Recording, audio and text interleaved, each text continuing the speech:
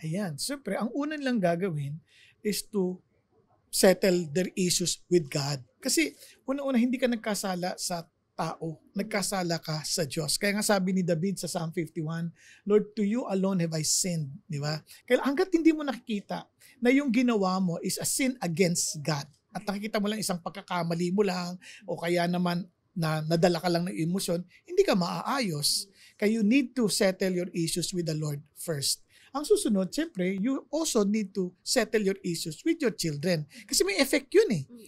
Kaya kailangan kang humingi ng tawad sa kanila.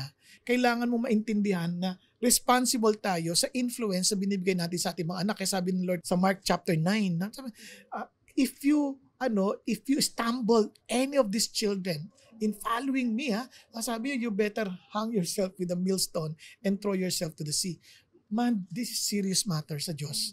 Kaya, hingi tayo ng tawad sa Diyos and hingin natin sa ating mga anak and be authentic enough na aminin natin, tao lang din tayo, nagkakamali. And para makita rin ng mga bata na okay magkamali, kailangan mo lang magbago at matuto sa pagkakamali.